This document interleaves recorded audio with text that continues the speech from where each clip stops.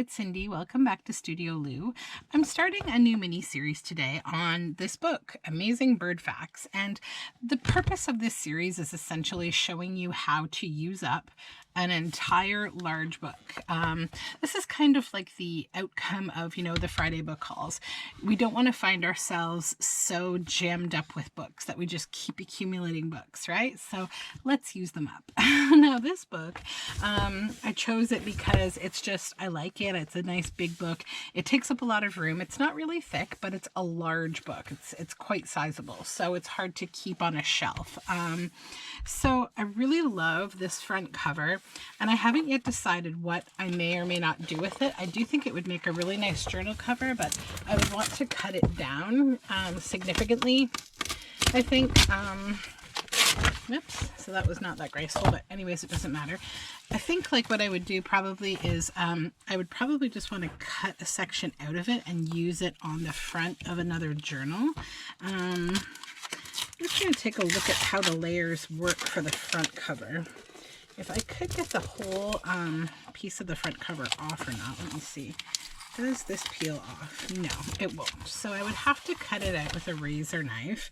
The other option is that I could, cut the book down a bit and make a journal that was kind of that shape. It would be like more long, but I don't know. So I'm just going to set this aside for now and not delve on the cover too much. So first thing is the fly papers. Now I always take these out of books and I use them in other journals. So those two I will just keep as is, and they will go into some other journal. So I'll just put them down over here. Okay, so now we have the first page of the book. And this is where I'm going to start to kind of look at each spread and decide what I want to use in the spread.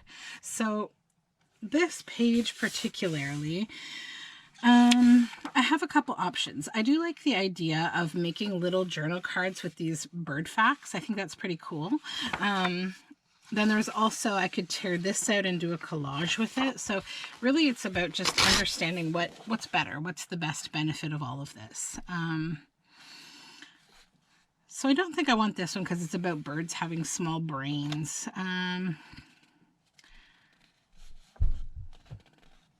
This one's kind of nice though. It's about how mourning doves sleep. So that's a kind of a cute thing that I would make a little journal card out of. So we'll cut this out.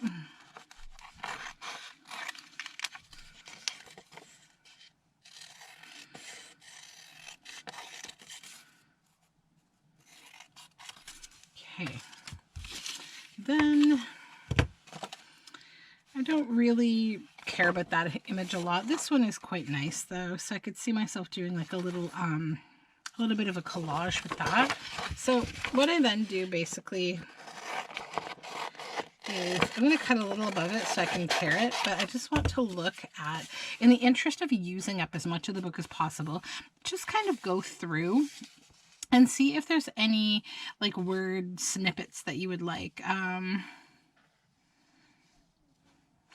So for this one, I think I would like a couple things. So smallest hummingbirds.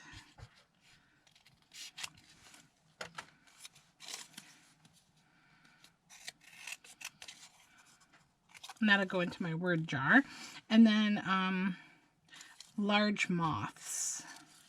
I could see myself using both of those in like nature journal word snippets. So then with this this image that I like, I will tear around it to give it a bit of a free-form shape. Let's try to get all the words off here.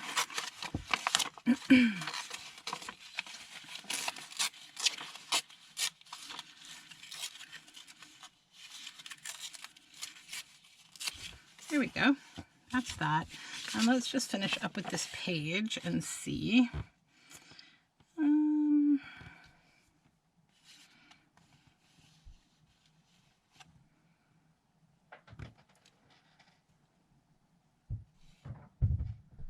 I don't think there's much else that I care about on this page, so that goes. now we have this. So let's deal with this page first. We'll make something with these. So let's start with some kind of a nice little base here. Not that. Maybe I have some yellow fabric here. Let me just pull this. So I kind of like the idea of mixing some fabric with this yellow bird.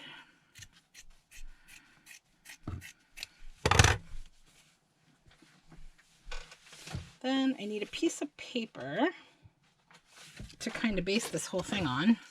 So I think I will do, with this, maybe a tag would be nice. And I'm also quite addicted to tags right now. For some reason, I'm just really into them. I don't know. Just really into making tags.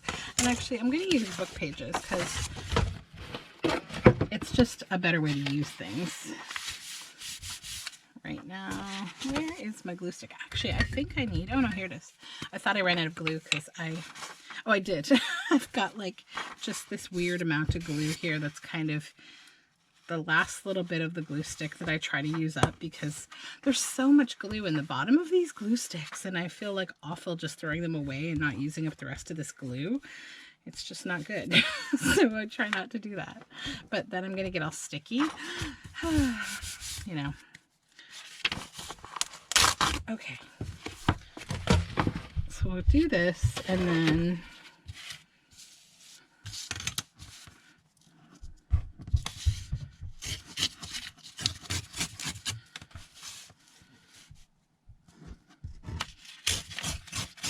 so what I'm going to do is I'm actually going to bring you along through the entirety of using up this book in the next few videos, and at the end I'll show you all of the ephemera that we made from this one book, and I will do a little celebration that I have one less book on my bookshelf. And I will have a bunch of stuff in my ephemera basket. So it's good because my ephemera basket is actually super empty right now. It's a little disturbing. I need to get making. I just have a lot of projects on the go right now, and I'm trying desperately to work toward getting one done, but it's the kind of project that just really needs me to go slowly. I'm using a lot of my heart in the project because it's a custom project. It's a custom journal I'm making for someone that I, obviously want to make very happy. So it just, I think artists, we only have so much brain power each day to contribute to things. So I'm just taking my time and I'm working on it when the mood strikes, when I have an idea for a certain part. And yeah, thankfully my customer is extremely patient. She's not in a big rush for this journal, thankfully. Actually, it's totally the reason why I still will do custom orders. One of my caveats is just about like, don't give me a timeline, please. But I don't really do a lot of custom journals, just a few. I have a couple of customers that I do them for because I wouldn't want to get too much on the go. I was listening to, I think I mentioned in my last video, I was listening to the podcast that Barbara from 49 Dragonflies did, and they were talking about how they feel about doing custom journals. And it's funny, like I think it's a common thing that most artists really feel like not good about doing them because like you feel sort of like too much pressure, and I get that. I've always felt that way as an artist, and often I've always said no to kind of custom work. But I find with right now with the journals that I really, at least with the customers I'm working with, I've really enjoyed the process because they share with me these really great ideas that I get a lot of personal inspiration from. I get to like kind of take some little, snapshot of their mind, what's going on in there, and put it to paper. And, they're pretty, I would say, loose and forgiving with their requirements. They know obviously that I can't read their mind, but I'm going to do my best to interpret their theme. And, also, they haven't given me timelines and they don't stress me out about anything. So I'm happy to do those kinds of projects, but other ones that have like strict adherence to things, I can't do it. It's too much. That's why I pulled out of the web design world. It was too much. I also found that a lot of people, it's unfortunate, and I don't mean this to sound like rude or anything, so please don't take it that way, but sometimes I felt like I needed to say, like, you know that you hired a designer for this project, right? Because you didn't want to do it yourself. Hold on. Equally. Because sometimes I think there are certain people, certain personalities that they have a really hard time letting go and trusting the process. So web designers have to deal with a lot of like following specs to begin with. Thank you. Thank you. Tea. Okay. So that's one of the things that drove me away from wanting to do that, because you could totally design something after having like a design discussion with your customer, and then, you know, you would deliver it, and while they may like it, which in my case, I was pretty lucky. I only ever had like a couple kind of more difficult customers.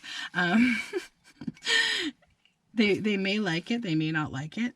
And the trouble is that like it really makes you have to completely start again, and you're sort of like having to do multiple contract like work projects if your customer is going to completely tweak their whole idea, which a lot of the times they do, because maybe what they imagined didn't pan out how they imagined it. And when you ask them to try to help you understand what, you know, could be tweaked, a lot of the time they will actually completely change their whole idea. So it's hard, and I think if you can't trust the process, to put like a professional designer that you've hired in charge of something, and what they're returning to you is, of course, you know, to your, I'd say, general guidelines, then probably you should just do it yourself.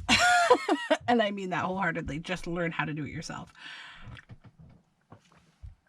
Because I find that I've heard, like, in the design world, pretty much every designer I know has experienced this type of situation. It's not a unique problem to me or to other designers. It's like, I don't know, we all have our limitations on what we can do and what we can accept. And my desk is a total nightmare, if I have not mentioned this yet. Yep, it is. There's a tab that might be nice. I'm thinking like I want something else up in the corner, and I've got this little cute Australian orange stamp, and I like it there. That's cute. So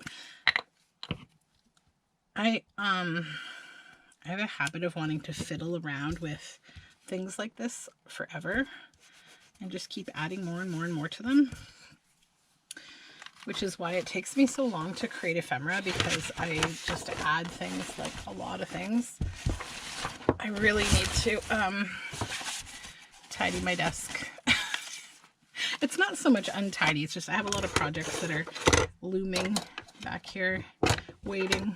Look how cute this book is. This is a blank journal I'm working on.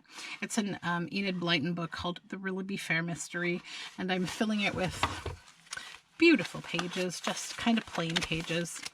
Yeah, that's what I'm working on in the background. You'll see this kind of stuff coming out. I'm working on it for my holiday market. So now I need to back this with some paper. Maybe I'll just use more of this black walnut dyed paper.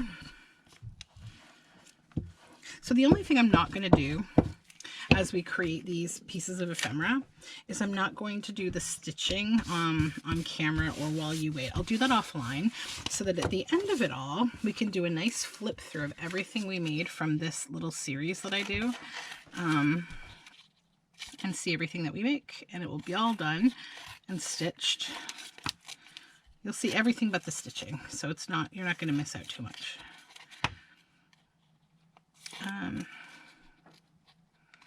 There we go. Okay, let's get all these scraplets out of the way here.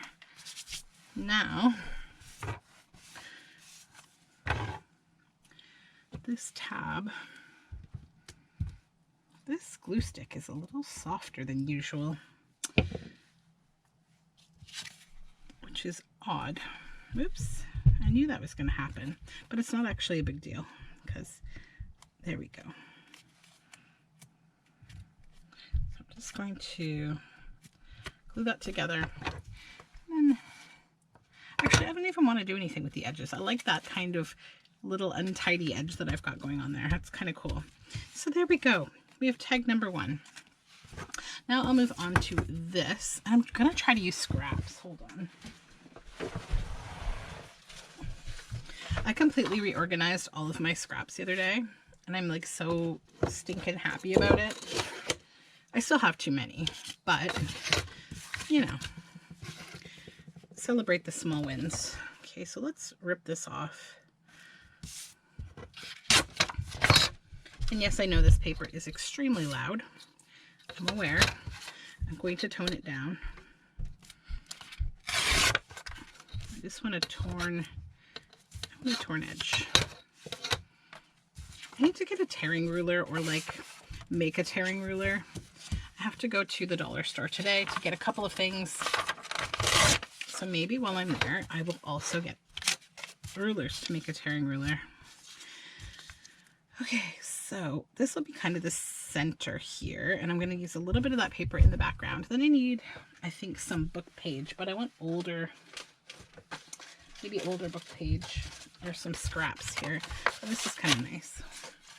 Maybe like a little bit of this like gray scrap in the back, and then a little more down here.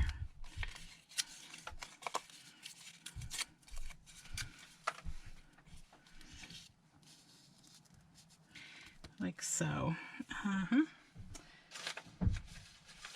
And I have this like basket looking paper. Maybe a bit of that too somewhere. Like, I don't want the hard edge though. I just want the kind of looser edge. Then something up here.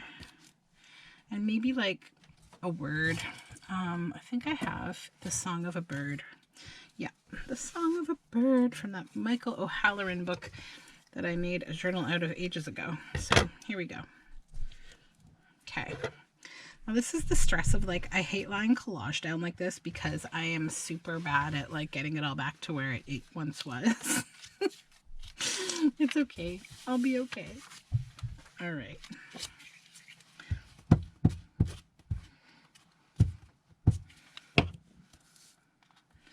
This was here.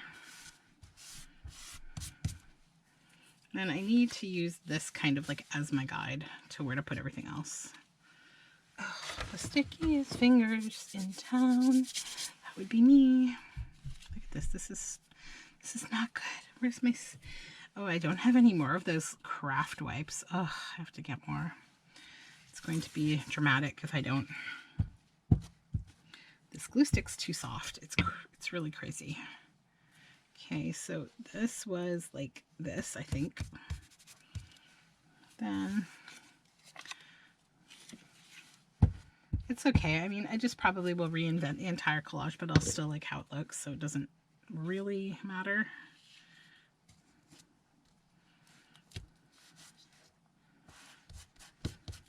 Okay.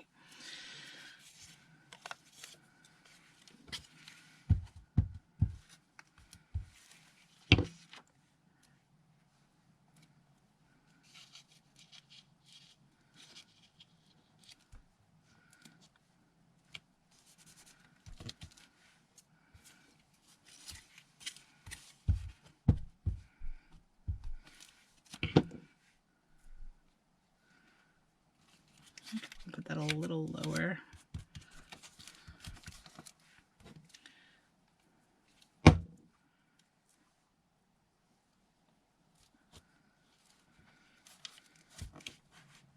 No, no.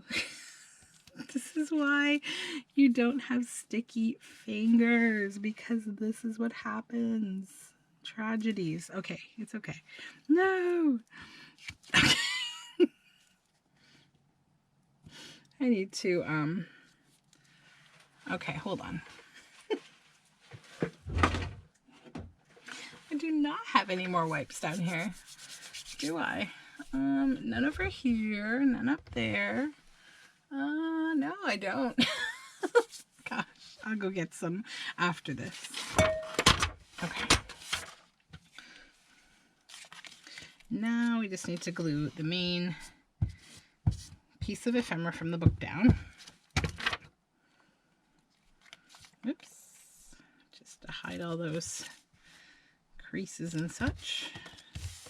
Okay, so now we need to tone down this paper, which I can do with some vintage photo, or even maybe something different like milled lavender would be kind of cool.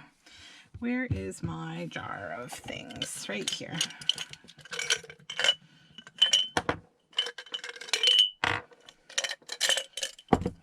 Okay, let's try a little bit of milled lavender. How purpley is not too purpley.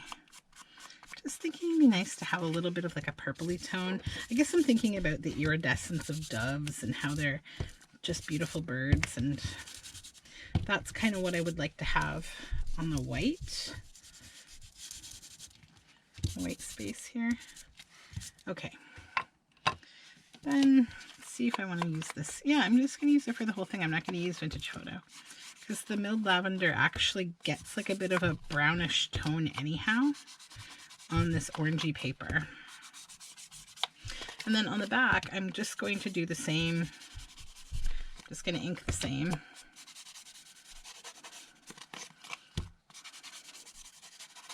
And then I may try to just do some loose kind of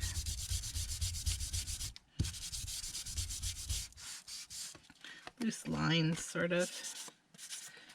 I mean, I have a line stamp. I could put lines on the back, but it's still kind of loud, isn't it? Let's do a little bit of vintage photo on the back, just because we'll just cover it up. And I think I need to re-ink my vintage photo a bit.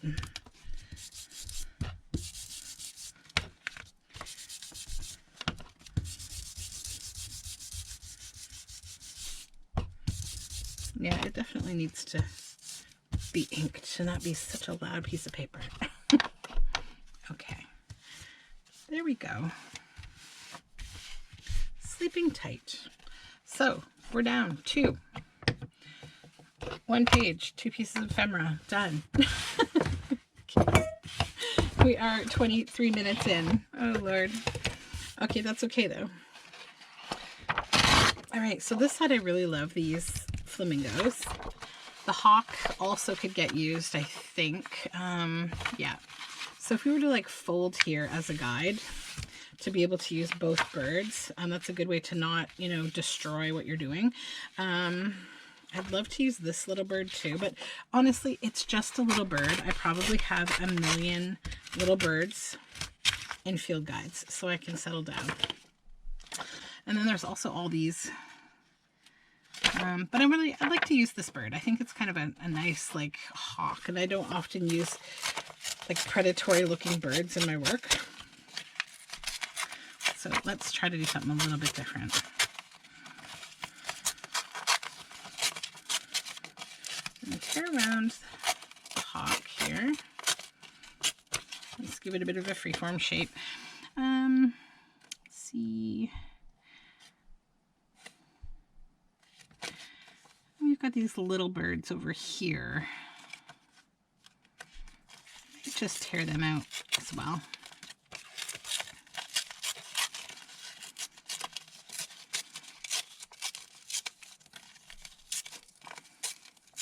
Okay, so this even could get used, I think.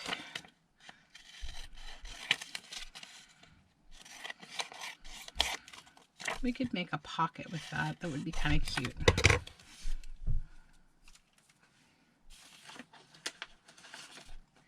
Just put it on some cardstock here.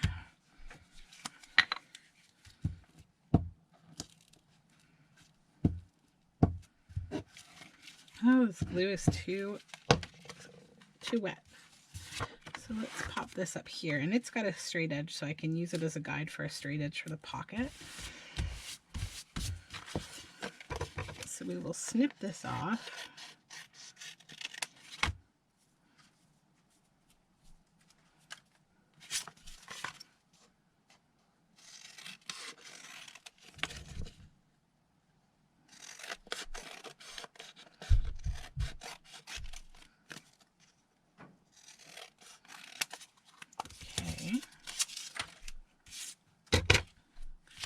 Move this book out of the way for a minute because we've got our next page that we're working with. Okay, so pocket, and I need my little punch here to make this into a pocket. Then I need a little something up here to just kind of disguise that.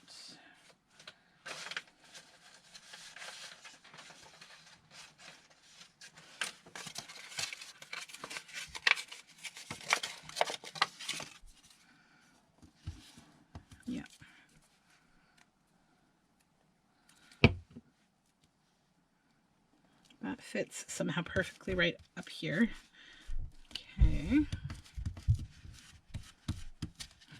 And then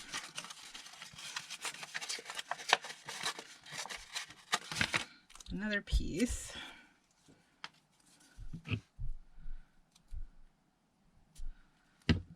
Right down here.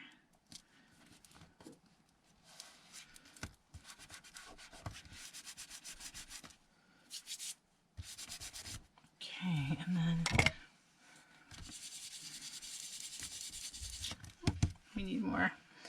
we need more color on there. Let's go with a bit of this reddish tone and see. I didn't get enough there. I was too scared.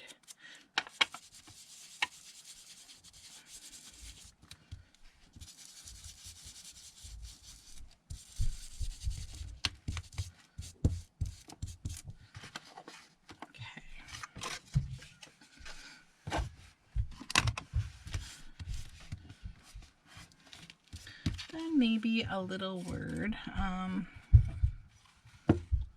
snippet. Most beautiful. I would say that describes a flamingo quite well. Most beautiful.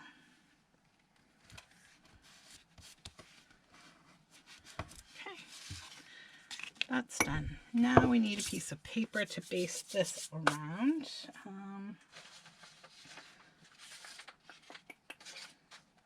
Let me see what I have here.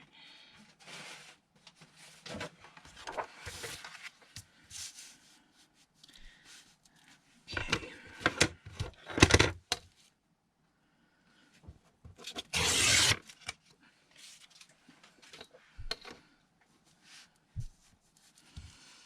Right, I need some fabric, I think, maybe, or I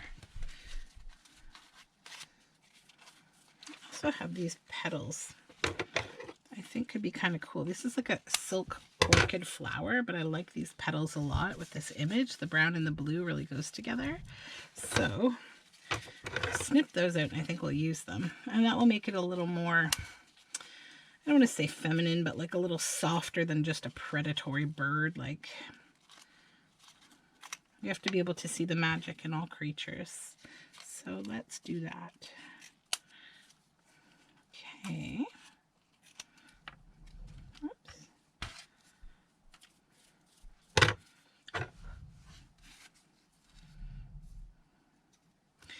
You know what I'm going to do? I'm going to put a little bit of glue in the center of this, just to anchor it where I want it to be, which is right here.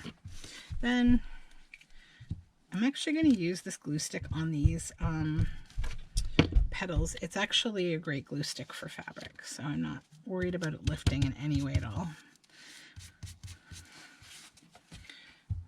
This one.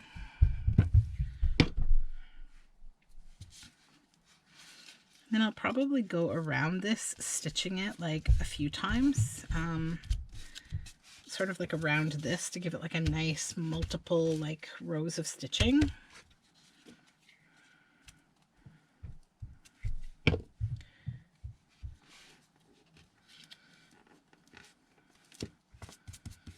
almost look kind of like butterfly wings a little bit.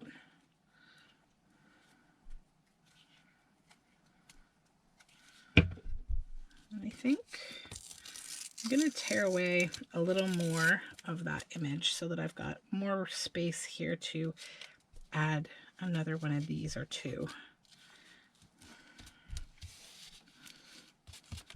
I think, I like the bigger one. I do. Okay, let's just set this one here for a minute. I want to glue the bigger one and put it there. I like the big one. The shape of it just works better. Okay, there we go. All right, so I know I said I wouldn't stitch until the end. Just give me a moment though. I want to stitch this because I think in order to complete it, I need the lines to understand how I want to complete it. So just give me 1 minute. Okay, we're back.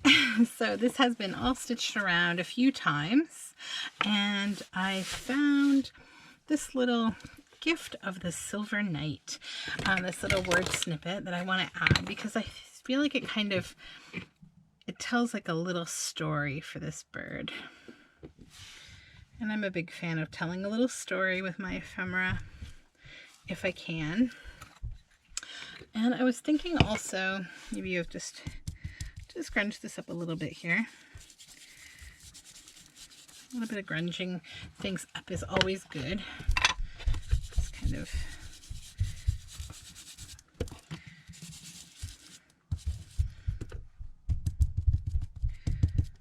and I apologize if you can hear like an elephant circus upstairs. That would be my children. Yeah.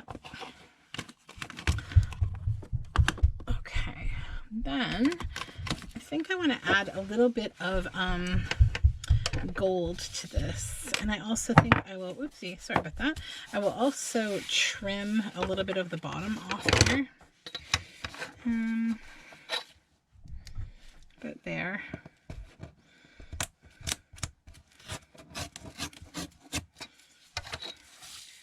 And I'm wondering if I can just tear a tiny little bit off this side too. I want to try to make the torn edges kind of uniform all the way around.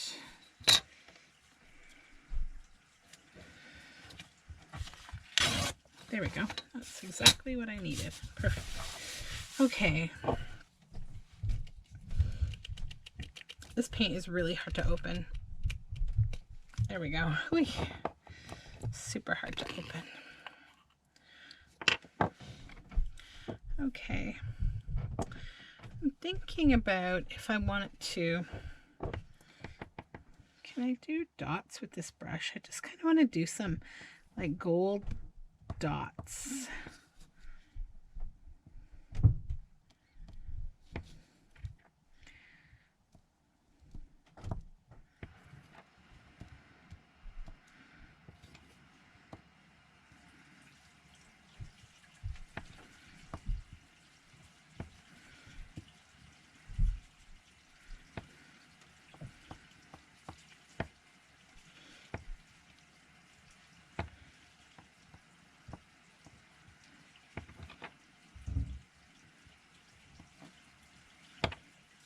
Okay.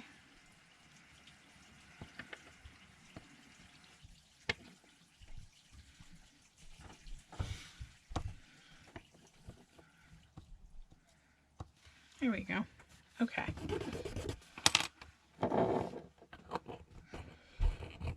I have to get the lid back on this paint because it's a little bit stinky, this particular paint. It's a gold leafing paint, so that would be why. Okay, and I'll just get the gold out of this brush. Okay, so we'll let that sit and dry, but I think that's done. I think so. I'm going to put it over here so it's out of the way. I have a few more minutes, I think, to... Oh, we still have one of these left, I think, right? We still had... Oh, yeah, the flamingo. what to do with this flamingo. It's kind of a weird shape, but I think what I'll do is just do this. Get rid of this. Nothing in here that I want to keep, I don't think. No. So I think I'll just do this.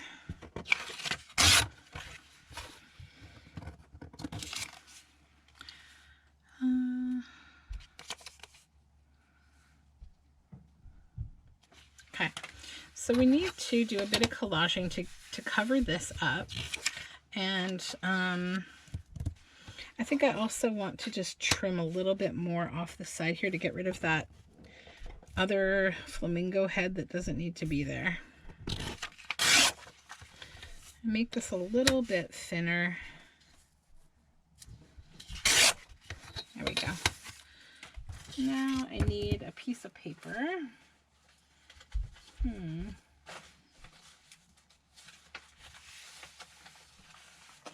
Here we go. This would be good for a bit of tearing.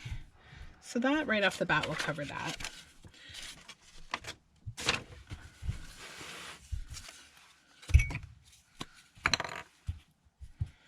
This glue is too soft. I feel like I want to put it in the refrigerator or something. And it's weird because it's not really that warm in my studio. It's kind of like, I don't know, it's pretty comfortable temperature. Okay. That there. And then maybe another little bit at the top. Just...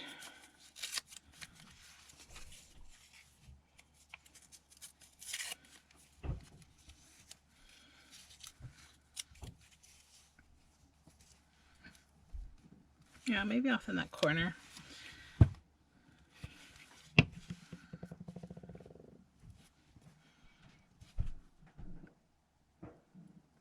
Okay.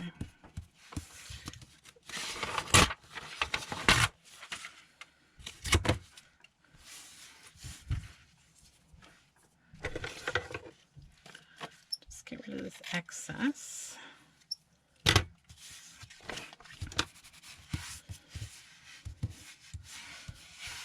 Kind of like that, just how it is. It's just simple and nice. So I will back it with some paper, just vintage book page.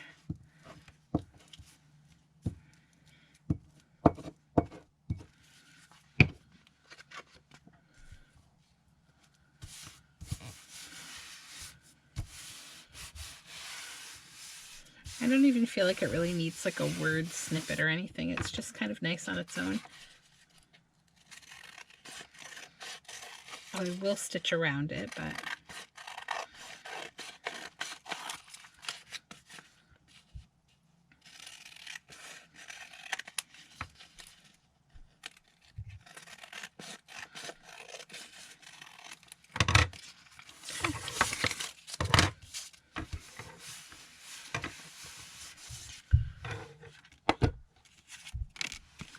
done. Okay, I think I am pretty much at the end of the video, so I won't jump into another page yet, but this will be our next page to get into. I will be back with the next video in this little mini series installment on how to use up a big book. So thank you so much for joining me, and I hope you have a really great day, and we'll talk soon. Bye for now.